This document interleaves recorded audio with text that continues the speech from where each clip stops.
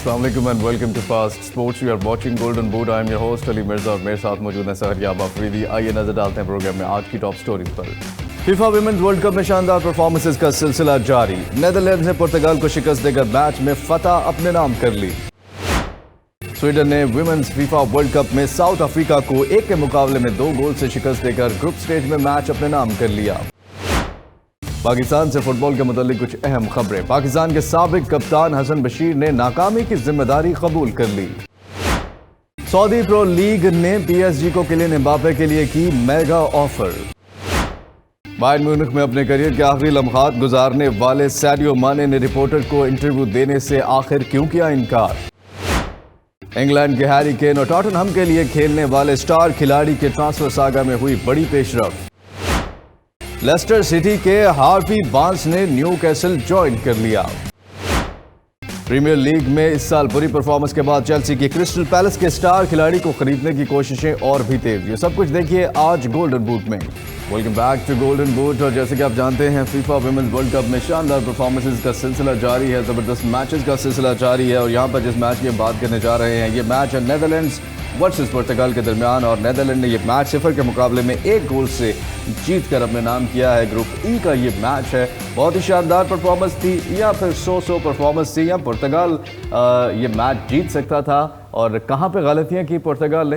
अफरीदी किस तरह से देखते हैं 1-0 से ये जो मैच जीता है नीदरलैंड्स ने। ग्रुप भी काफ़ी मुश्किल है, इसमें USA भी है, पुर्तगाल भी है, वियतनाम भी है। जी बिल्कुल, पिछले एडिशन की रनर्स अप USA से हार गई थी और इस बार USA के साथ ही इनका ग्रुप बना है। तो काफ़ी एक मजबूत टीम है वुमेन्स फुटबॉल में नीदरलैंड्स की। हमेशा से थोड़े से अनलकी रहते हैं। जिस तरह इनका मेंस टीम है वो भी सेमीफाइनल्स तक रेगुलरली पहुंचती है, लेकिन नॉकआउट्स में ये फिर हार जाते हैं। इसी तरह इनकी वुमेन्स टीम भी है, ये अभी तक फाइनल नहीं जीती। लेकिन तो पुर्तगाल का क्या मतलब है? वहाँ पे मेंस वाली साइड पे तो इतना टैलेंट है कि वो बेंच पे भी बिठाने के लिए मौजूद नहीं है। तो विमेंस में क्या टैलेंट नहीं है या मैनेजमेंट के इश्यूज हैं या क्या है?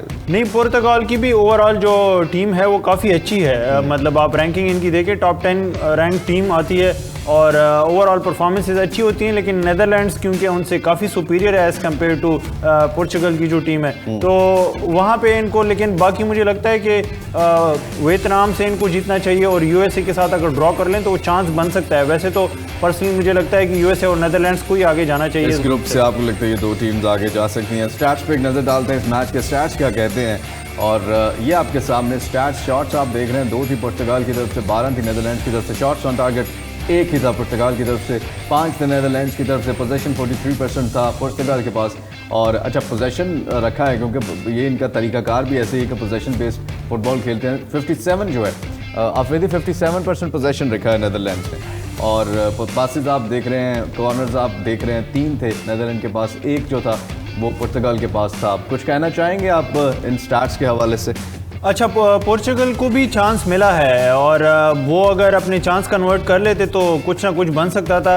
ओवरऑल बड़ी विक्ट्री तो नहीं थी नीदरलैंड्स की, और आप कह रहे हैं रनर्स अप थे, लेकिन 1-0 से जीतना आपको नहीं लगता और भी क्लिनिकल हो सकती थी? तो नहीं, टीम भी कंपेटिटिव थी उनकी। मतलब पोर्चुगल जो है वो काफ़ी अच्छी टीम है। और दूसरा ये कि उन्होंने पहला हाफ तो बिल्कुल डोमिनेट किया था, दूसरे हाफ में फिर पोर्चुगल ने थोड़ी सी फाइट दिखाई है और एंड पे उनको चांस। गोलकीपर जो परेरा हैं पुर्तगाल की, उनके बारे में क्या कहेंगे? एक तो यकीनी गोल्स उन्होंने बचाए हैं। अच्छा, दूसरी तरफ वैन डोमिलिसान है, लेकिन गोल कीपिंग इस वर्ल्ड कप में विमेंस की तरफ से देखने में आई है बहुत शानदार। जी बिल्कुल, इसमें कोई शक नहीं है कि वुमेन्स गेम में गोलकीपिंग का जो स्टैंडर्ड है वो काफ़ी ज़्यादा ऊपर है। आप देखिए कि पेनल्टीज पे गोल करना बहुत मुश्किल होता है। और ये नहीं कि आसान पेनल्टीज, व्यूअर्स बहुत मुश्किल पेनल्टीज भी रोकी हैं गोलकीपर्स ने। एनीहाउ ये मैच नीदरलैंड ने जीता है। और प्लेयर जो फीचर किए हैं हमने इसमें स्टेफनी, उनको हमने फीचर किया है। इंटर मिलान के लिए ये खेलती हैं और बहुत ही शानदार उन्होंने परफॉर्मेंस दी है। ये आपके सामने उनके स्टैट्स भी आ रहे हैं। 8.3 रेटिंग थी,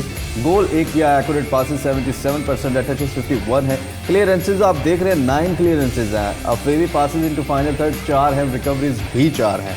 क्या कहेंगे इंटर मिलान जो है वो कहाँ पे स्टैंड करती है? और इंटर मिलान की ये प्लेयर हैं तो क्या उन्होंने ये साबित किया है कि वो इस टीम के लिए बहुत ही ज़रूरी एसेट हैं। बिल्कुल, सेंटर बैक पे खेलती हैं और काफ़ी एक्सपीरियंस खिलाड़ी हैं अपनी टीम के लिए। पिछले वर्ल्ड कप में भी फाइनल तक अपनी टीम को पहुंचाया था।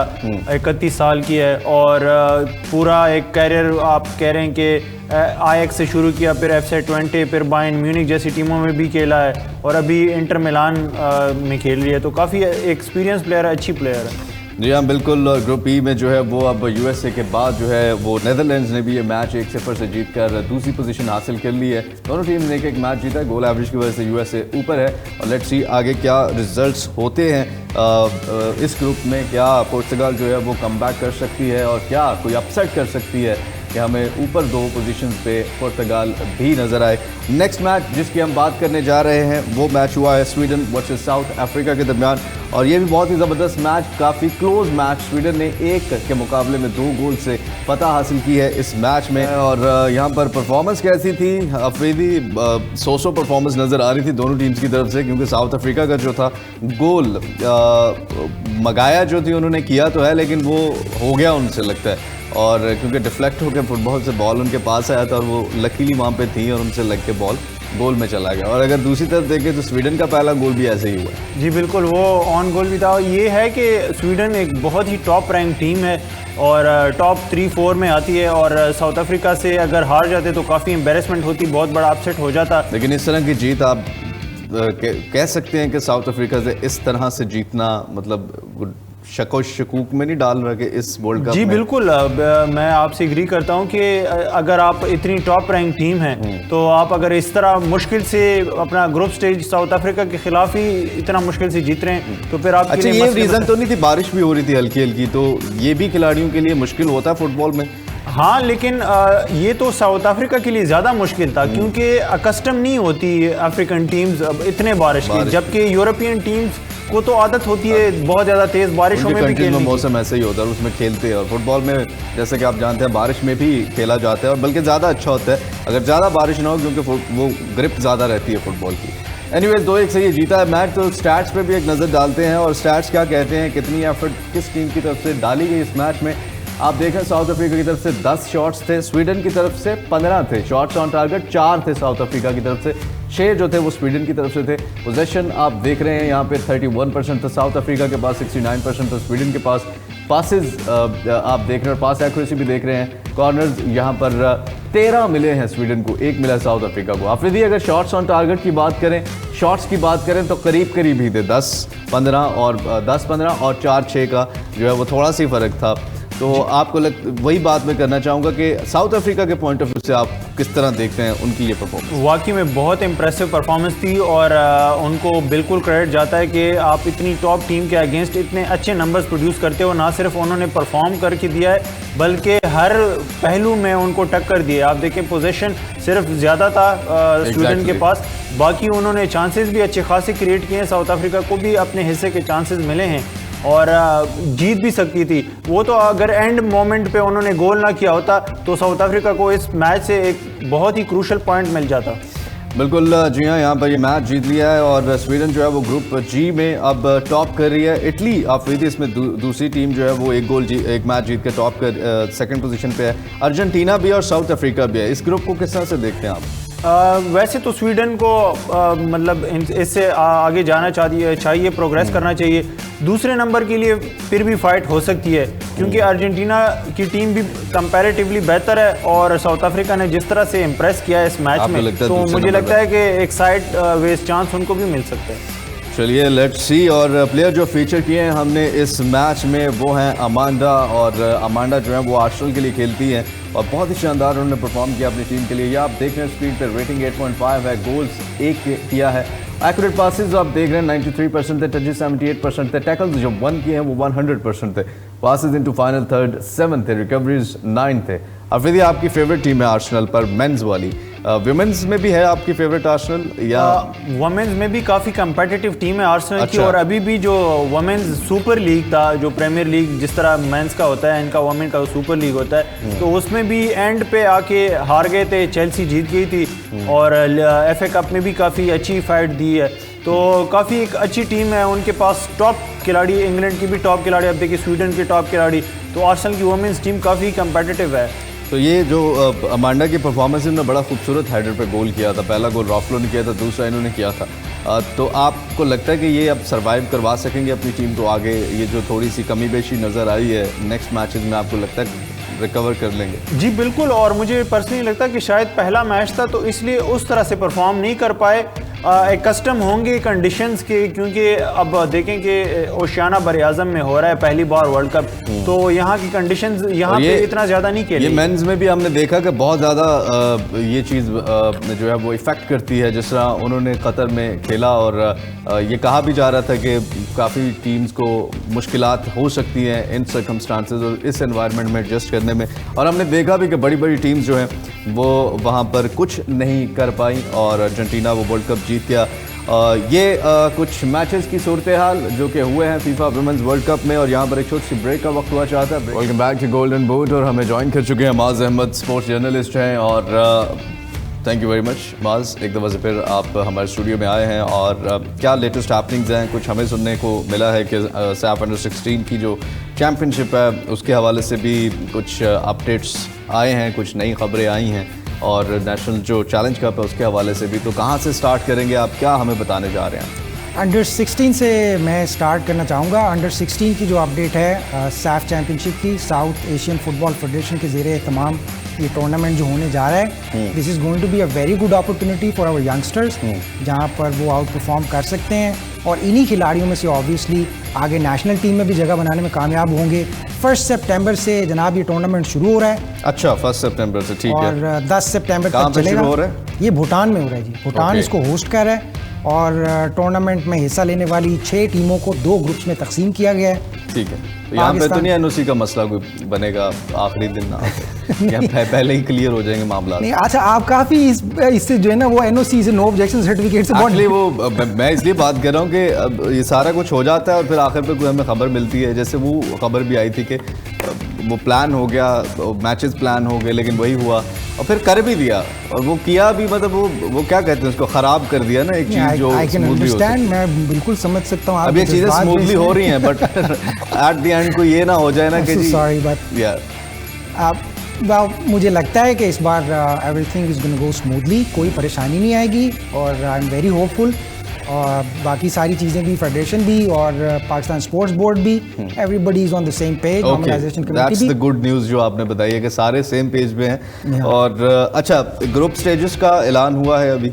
जी हाँ, ग्रुप्स 2 ग्रुप्स हैं। पाकिस्तान के ग्रुप में मालदीव है और मेज़बान भूटान है, और ग्रुप ए में इंडिया है, बांग्लादेश है और नेपाल है। तो पाकिस्तान इंडिया का फाइनल हम देख सकते हैं अगर पाकिस्तान अच्छी परफॉर्मेंस दे। यहाँ आपको लगता है कि टफ ग्रुप है Pakistan? I can't say anything, अभी तो कुछ भी नहीं कहा जा सकता, लेकिन ये हम कुछ भी नहीं करेंगे, ये भी कह सकते हैं आप। मुकाबले के लिए जो आप एक हर वक्त तैयार रहते हैं ना, जो पाकिस्तानी और इंडिया, पाकिस्तान नहीं, हमारी टीम कैसी आपको लग रही है अंडर 16 के लिए? मतलब आपको लगता है कि ये वो टीम है जो कि चलें, आप ये ना कहें कि one of the best team, but performance wise आपको लग रहा है कि टफ टाइम दे सकती है भूटान को और बाकी मालदीव को?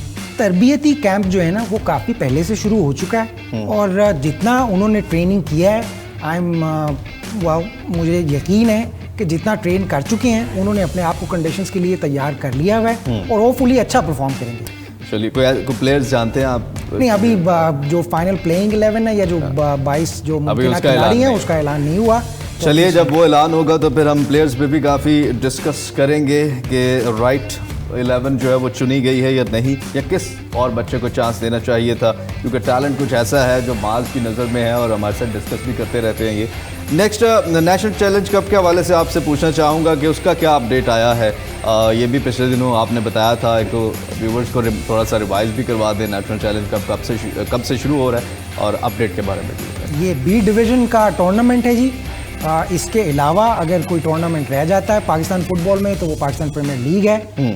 ये उससे दूसरे दर्जे का टूर्नामेंट है, और इसमें पूरे मुल्क से बेहतरीन डिपार्टमेंट्स, बेहतरीन टीम्स जो हैं वो हिस्सा लेती हैं, कम्पीट करती हैं, और टॉप लेवल के प्लेयर्स जो हैं वो सामने आते हैं। अब इस सिलसिले में पाकिस्तान फुटबॉल फेडरेशन की तरफ से एक इनवाइट जारी किया जा चुका है। तमाम टीमों को रोल आउट हो चुका है। जो 16 टीम्स हैं इसमें हिस्सा लेने वाली, उनको उन्होंने इनवाइट भेज दिया है। नोटिफाई कर दिया है। 10 सितंबर तक उन्होंने अपनी अवेलेबिलिटी, अपनी दस्तयाबी के बारे में आगाह करना है फुटबॉल फेडरेशन को। उसके बाद वो ड्रॉज का ऐलान करें, ड्रॉज होंगे और फिर स्केड्यूल का बाकायदा ऐलान हो जाएगा और कौन सी टीम किसके मुकाबले आएगी, कैसे होगा, सब कुछ ये इंशाल्लाह विद इन नेक्स्ट फ्यू अच्छा वीक्स। ठीक है, ये तो आपने बता दिया हमें। और जो पाकिस्तान के साबिक कप्तान हैं व्यूवर्स फुटबॉल के, हसन बशीर, उन्होंने जितने भी पिछले मैचेस हुए हैं, सीरीज़ हुई हैं और जितने दौरे हुए हैं बाहर और जितने मैचेस में परफॉर्मेंसेस दी हैं, सबकी नाकामी जो है वो उन्होंने अपने ज़िम्मे ले ली है, कबूल कर ली है। अपने ज़िम्मे से मुराद के ऑफ कोर्स पूरी टीम और पूरी मैनेजमेंट। कोचिंग के हवाले से किस तरह से देखते हैं और कैप्टन का ये बयान आप कैसे देखते हैं? आई थिंक उन्होंने जो कमेंट किया है उसमें उनका कन्फेशन भी जो है वो इनकैप्सुलेटेड है।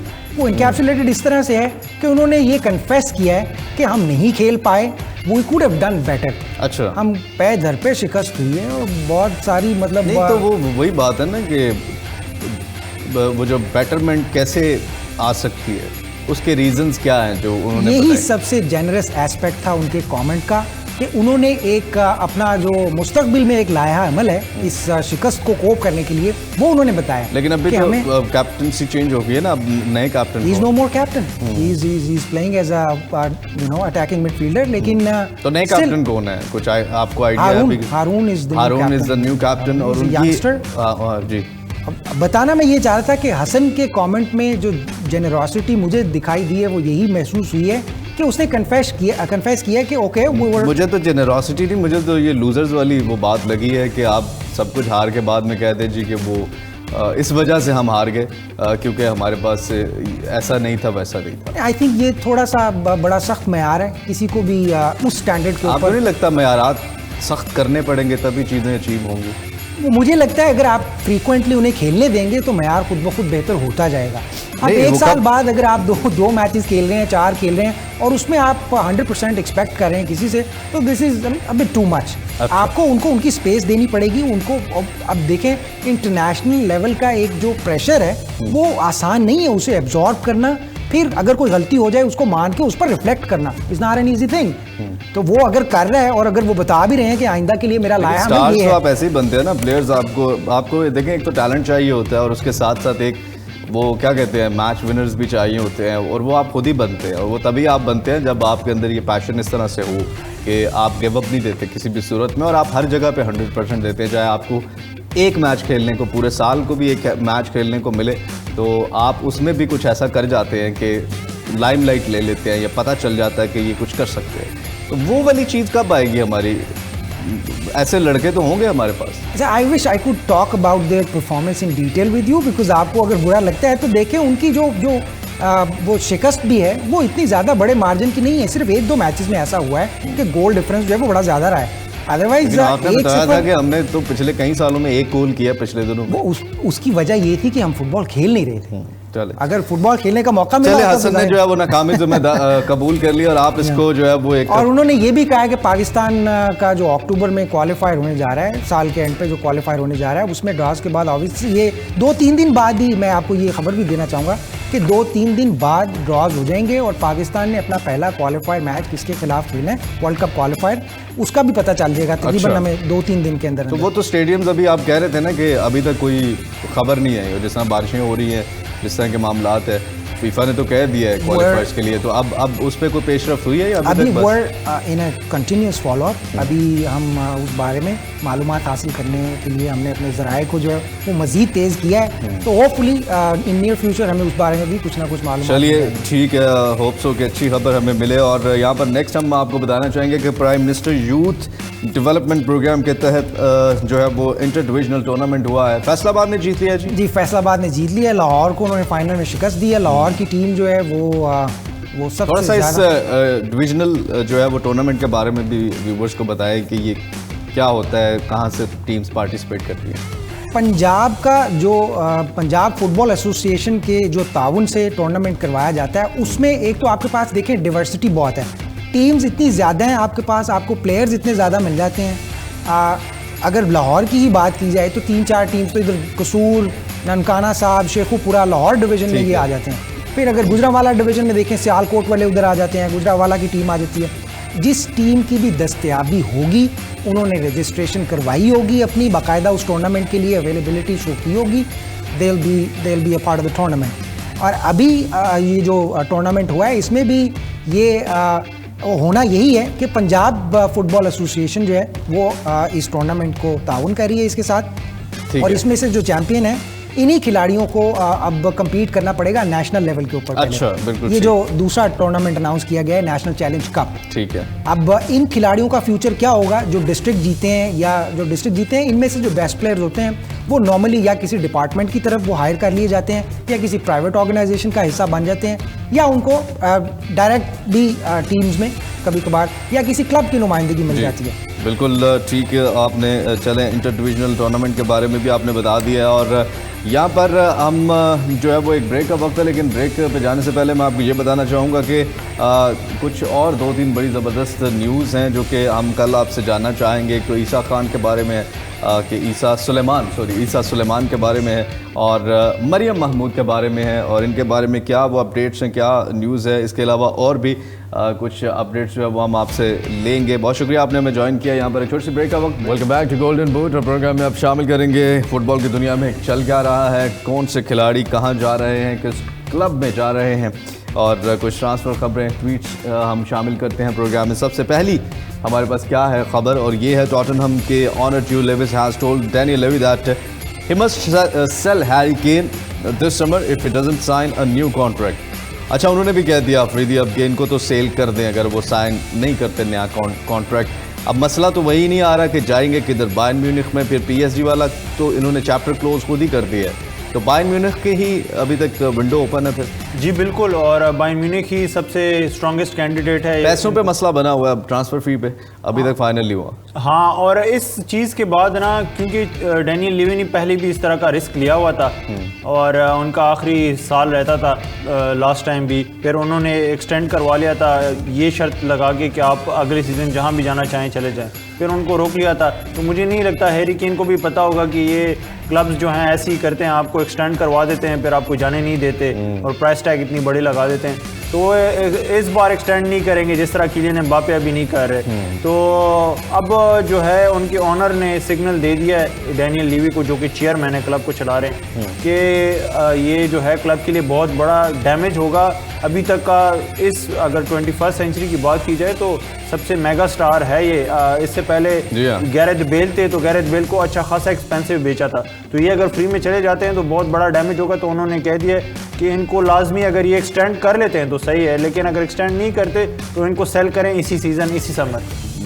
बिल्कुल, ताकि फ्री इनको फिर ट्रांसफ़र पे वरना ये चले जाएंगे। हाँ, और 90 मिलियन जो है वो रिपोर्ट्स की माने तो शायद 90 मिलियन पे राज़ी हो जाए, हालांकि इन्होंने 100 मिलियन का लगाया हुआ है प्राइस टैग, लेकिन बायर्न म्यूनिख के साथ शायद 85 तो उन्होंने ऑलरेडी कर दिए पिच, तो 90 पे हो सकता है, कह रहे हैं फाइनल हो जाए, बात हो जाए। चलिए लेट्स सी। और नेक्स्ट हमारे पास क्या है, नेक्स्ट आपको दिखाते हैं। और नेक्स्ट जो है वो Sadio Mane hits out at reporter over negative headlines as the Bayern forward is linked to a move to Saudi Arabian side Al Nassr. ये क्या कहानी सामने आई है अफरीदी? एक्चुअली में साडियो माने ने कहा था रिपोर्टर को कि you kill me every day, how you expect that I will chat with you. तो ये उन्होंने इंटरव्यू से इनकार कर दिया था एक रिपोर्टर को जवाब देने से। कहना चाहिए इनको। एक्चुअली में उनका जो पर्सपेक्टिव था वो ये था कि आप रोज़ मेरे ऊपर, वो एक स्पेसिफिक जर्नलिस्ट, आपको पता लग जाता है कि ये जो ये तो होते हैं ना जर्नलिस्ट, तो ऐसे होते हैं, कुछ आपकी फेवर में बोलते हैं, कुछ आपके खिलाफ बोलते हैं, और उनका तो काम ही ये होता है, तो आपको तो इग्नोर करनी चाहिए ये चीज़ें। हाँ, और जितना मतलब आप देखिए कि साडियो माने जितने डाउन टू अर्थ थे लिवरपूल में, अभी भी हमने उनके किस्से अपने शोज में शामिल किए। जब से बायर्न म्यूनिख गए एक अलग ही रूप उनका नजर आया, गुस्से वाला, लड़ाई और ये वो सर बिल्कुल। हाँ, तो ये है कि उन्होंने अपना थोड़ा सा रेप्यूटेशन जो है थोड़ी सी डैमेज की है इस तरह की चीज़ों में।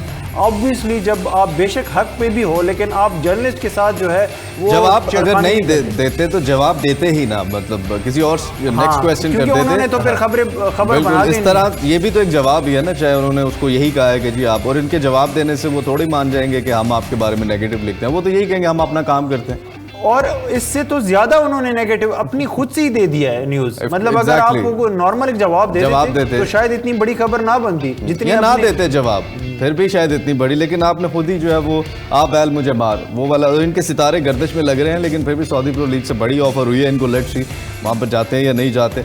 नेक्स्ट हमारे पास क्या है आइए आपको दिखाते हैं। और next Chelsea have made an offer of less than 45 million to Crystal Palace for Michael Olise. और माइकल ओलिसे के लिए उन्होंने ऑफर कर दिया अफरीदी। क्या किस तरह देखते हैं आप इस ऑफर को? और अब चेल्सी जो है वो इकट्ठे कर रही है अच्छे प्लेयर्स, पिछली दफ़ा भी किए थे लेकिन बना तो कुछ नहीं था, इस दफ़ा शायद कुछ बन जाए। जी बिल्कुल, मैनेजर का भी हाथ होता है तो शायद इस बार मैनेजर बना दे। इसी वजह से कह रहा हूँ पोचेटिनो जो है वो अब तो शायद।